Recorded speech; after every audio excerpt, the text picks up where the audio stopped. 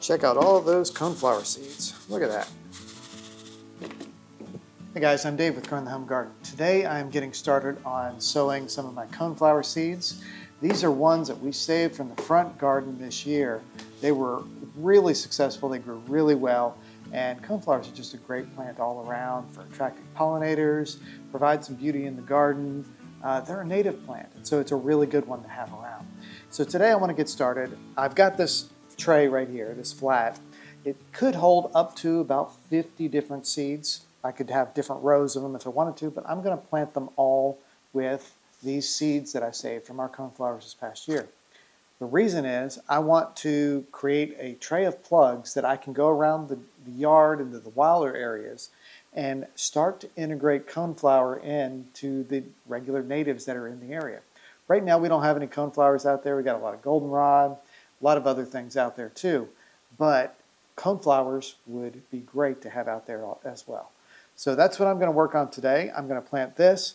I've got another method that I want to talk about too, and that's using a winter sowing method using milk jugs. It's something that's very commonly done. A lot of people have a lot of great success at it. So let's get started with planting this seed tray. Now this seed tray has an insert to it. This insert looks like this, as I about make a mess all over myself here with it. But you can see right here you've got 5 rows and I believe there's 10 columns here. I have it nested into these other trays that are going to hold the water in, so I can actually take water and then bottom water into the underside of the tray here and allow the moisture to wick up into the root areas where these plugs are going to grow. And now coneflowers are very easy to grow. They're very simple. There's only one really major thing that's very important, and that is the cold stratification process. You can go back and look at the video where I collected these. I talked a little bit more about that there. But basically we used a dry cold stratification process where I stored them into a paper envelope like this and put it in the refrigerator. I kept it in there since the fall, so they've been in there a good at least 3 months in the refrigerator. Keeping cool and being ready to go. Right now we're kind of, I think it's February 21st, somewhere in that time period. Lose track of the days sometimes in the winter. But all we're going to do is I'm going to take a few seeds. Now these are not seeds, those are petals there. Seeds actually are the little brown ones here, like that. Those are the individual seeds. So I'm going to take probably 2 seeds and plant in each one of these little cells. And if I get a little of the chaff, which is what it's called, the extra stuff, it's not a big deal. So I'm just going to go through, plant the whole tray like this, and get a bunch of coneflowers to grow.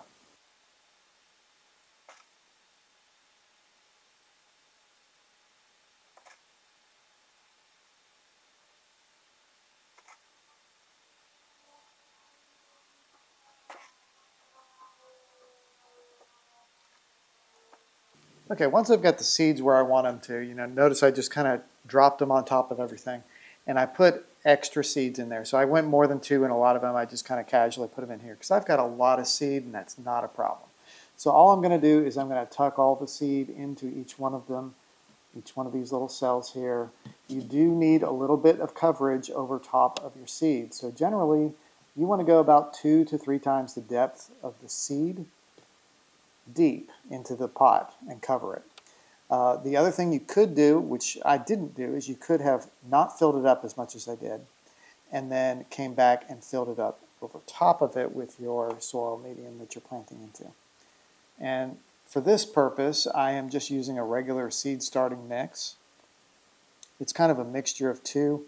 I was trying to go to a seed starting mix that did not have peat in it, but I really didn't like how it was or how it turned out, and I couldn't find any on the shelves locally that had cocoa in it. So this is a mixture of one that used like wood materials, forest materials is what it said.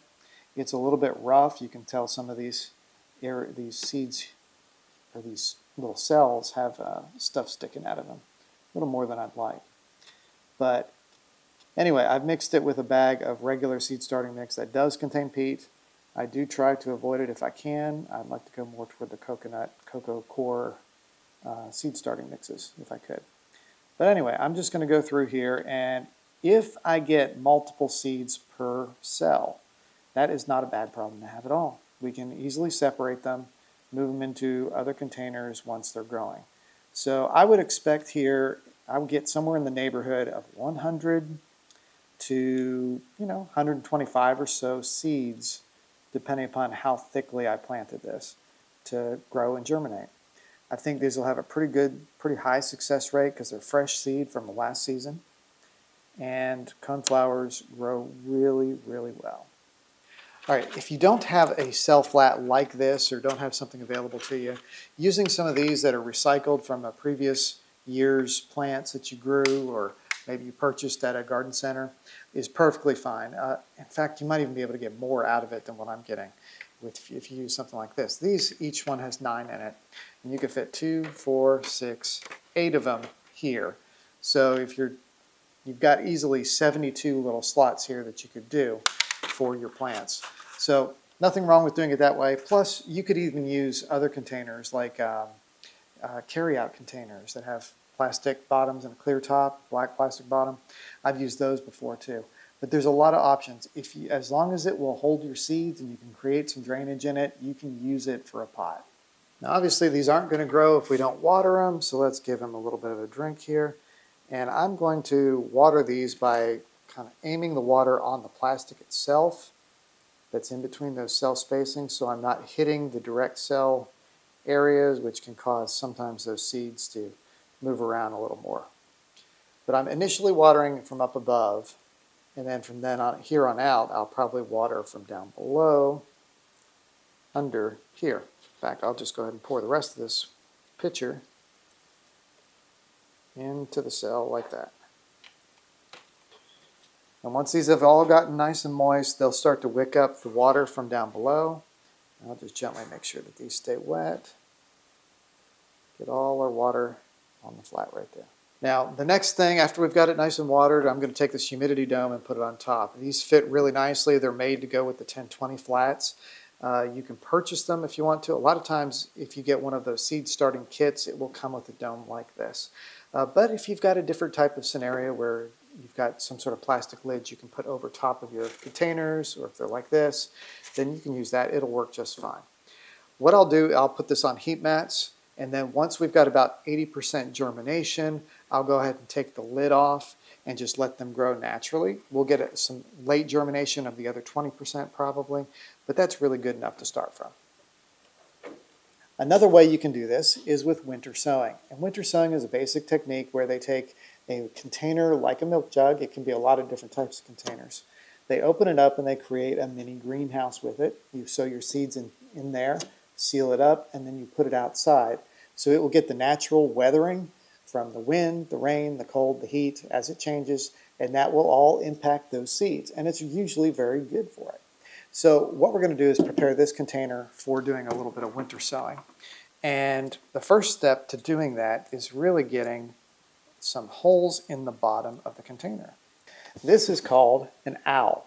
Not an owl, O-W-L, but A-W-L. And it's basically a leather punch. So before I cut or do anything else with it, I'm just going to come in here to the bottom and I'm going to poke a few holes really easily around the bottom. That gives us some good drainage, and it's very easy to do. Some people will use different ways of melting through the plastic, but I find that this owl works really good. So that's the first step. The next step is creating a hinge. So we're going to come in here. We're going to come up probably about 5 or 6 inches. Actually, that's probably about 4. And we're just going to go around the container. So I've started that with my knife, but I'll finish it up here with this pair of scissors, because that'll be a little easier to control the cut. And we're going to go all the way around that milk jug until we get to this side over here. And I'm going to knead it on the other side there. And I've worked it so that this little label here is a little extra support to create a hinge, just like this. And what we're going to do is fill this interior area with soil, and then we'll be able to snap this closed. One other trick we'll use that owl for again is to poke a hole here and a hole here. And then we'll take a little bit of a, just a little twist tie and go in one side and out the other and tie it off so it stays closed. Okay, so I've gone ahead and I've got some seed starting mix in here. You can use regular soil if you want to, not dirt outside from your ground necessarily, but you know, a nice potting soil would do fine in this. And I'm just going to oversow as much as I feel like doing in here. That's probably good right there.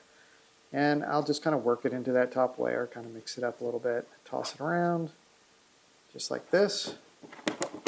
And because I'm indoors, I am not going to water this right here because it will go everywhere with those holes. But I am going to put this little twist tie in, and then I'll take it outside and give it a watering.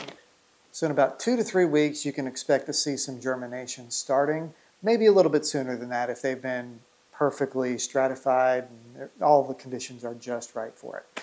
But it's really very easy, it's very simple, and the nice thing about doing it with the winter sowing method is you could do a lot of them. Just make sure you label the exterior somehow so you're keeping track of what you do, and there's lots of different perennials that can be done that way. So it's a really easy technique, and especially if you don't have a lot of space where you can put them on heat mats in your house, then you can take them outdoors and just let Mother Nature do the work for you. So I'm Dave with Growing the Home Garden. Appreciate you watching. Hit the like button, subscribe, and we'll catch you next time on Growing the Home Garden.